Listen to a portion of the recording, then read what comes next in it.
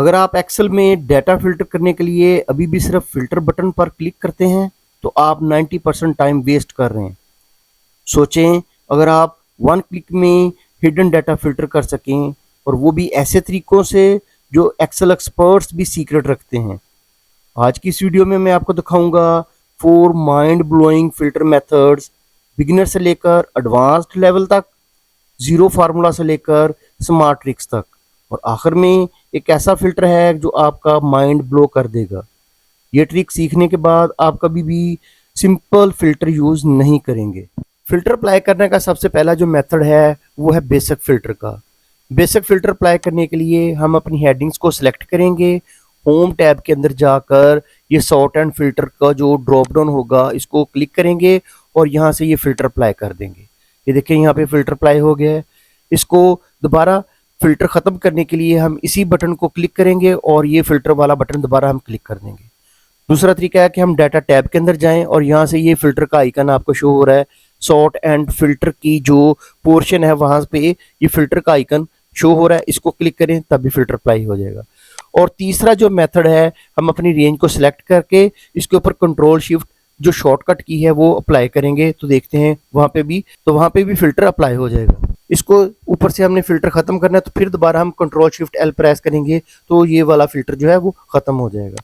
अब हम इसके ऊपर फ़िल्टर करेंगे। हमने रीजन वाइज जो हमने फ़िल्टर करना है डाटे को, मैं रीजन का जो ड्रॉप डाउन है फ़िल्टर का उसको मैं क्लिक करता हूँ और यहाँ से ईस्ट या जो भी रिक्वायर्ड रीजन है उसको सिलेक्ट करूँगा और ओके कर दूँगा। ये मैंने ईस्ट का जो रीजन सिलेक्ट किया, इस डाटे को पूरे को कॉपी करूँगा और इधर जाके किसी भी जगह जाके इसको पेस्ट कर दूँगा, तो मेरा डाटा सिर्फ फ़िल्टर होके वहीं पे पेस्ट हो जाएगा जहाँ पे मैं इसको पेस्ट करूँगा। मैं इसको यहाँ पे पेस्ट करता हूँ, तो ये देखें ये वहाँ पे पेस्ट हो गया। ये तो था बिल्कुल बेसिक मेथड। अब हम थोड़ा सा एडवांस लेवल की तरफ जाते हैं।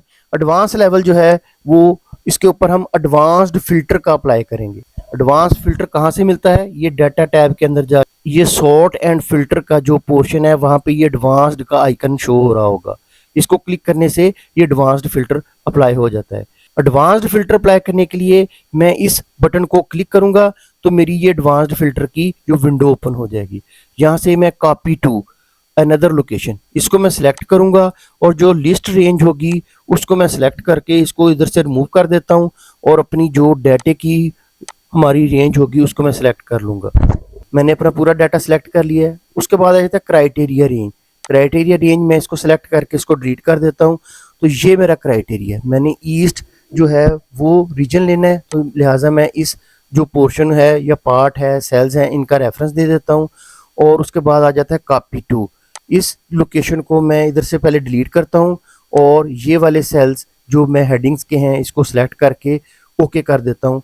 इसके ऊपर एक चेक बॉक्स भी लगा हुआ है, यूनिक रिकॉर्ड्स ओनली। इसका मतलब है कि अगर आपके पास डुप्लीकेट्स अगर रिकॉर्ड आ रहे हैं तो वो उसको यूनिक बना के फ़िल्टर करके इधर पेस्ट कर देगा। मैं इसको चेक लगा देता हूँ और ओके कर देता हूँ। तो ये देखें मेरे पास ईस्ट का जो डाटा है वो फ़िल्टर होके आ गया है। चलें अब इससे भी एडवांस्ड फ़िल्टर की तरफ जाते हैं। हमारा तीसरा मेथड जो है वो एडवांस्ड फ़िल्टर के ऊपर है। एडवांस्ड फ़िल्टर जो है वो नए एक्सेल के जो वर्जन्स आए हैं उनमें पाया जाता है। जो ओल्ड वर्जन्स हैं वहाँ पे ये वाला फंक्शन अप्लाई नहीं हो पाता, लिहाजा इसलिए मैंने बेसिक जो फ़िल्टर फंक्शन है वो पहले मैंने आपको अप्लाई करके दिखा दिए। इस फ़िल्टर फंक्शन के अंदर हम इसको इक्वल का साइन प्रेस करके हम फंक्शन अप्लाई करेंगे इसके ऊपर फ़िल्टर का। इसके जो सिंटैक्स ओपन होंगे, सबसे पहले अरे आ गया। अरे हमारा कौन सा है? हमने टोटल अरे ये ले लेना है जो हमारे डाटे के ऊपर होगा।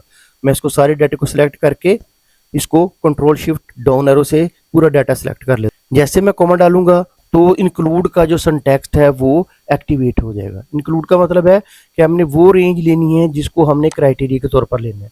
मैंने ये वाली रेंज लेनी है जिसमें रीजन है, तो इसको मैं control shift down arrow press करूंगा तो मेरी टोटल जो कॉलम होगा जिधर तक मेरा डाटा है वो सारा सिलेक्ट हो जाएगा। और उसके बाद मैं इक्वल का साइन डालकर फ़िल्टर फंक्शन में से ये ईस्ट का जो सेल होगा इसको सिलेक्ट करके इसको ब्रैकेट को क्लोज करके एंटर कर दूंगा।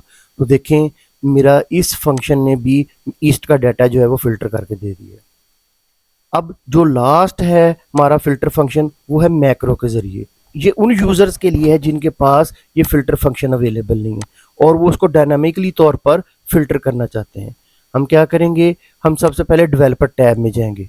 अगर ये आपके पास डेवलपर टैब शो नहीं हो रहा तो आपने फाइल टैब में जाना है, ऑप्शन में जाना है, इसके बाद कस्टमाइज द रिबन इस बटन को क्लिक कर देना है और यहाँ पे राइट साइड पे आपने देखना है कि ये डेवलपर का टैब आपके अनचेक होगा, तो आप इसको चेक लगा देंगे और ओके कर देंगे, तो आपके पास डेवलपर का टैब शो हो जाएगा। पर टैब में जाना है और उसके बाद ये रिकॉर्ड मैक्रो, इसको आप क्लिक करेंगे तो आपके पास रिकॉर्ड मैक्रो की एक विंडो ओपन हो जाएगी। उसके ऊपर बाय डिफ़ॉल्ट मैक्रो 1 उसका नाम रखा हुआ है, आप इस नाम को चेंज कर सकते हैं। मैं इसका नाम फिल्टर रख देता हूँ। याद रखना है कि इसके अंदर आपने स्पेस नहीं देनी, अंडरस्कोर आप इसका इस्तेमाल कर सकते हैं।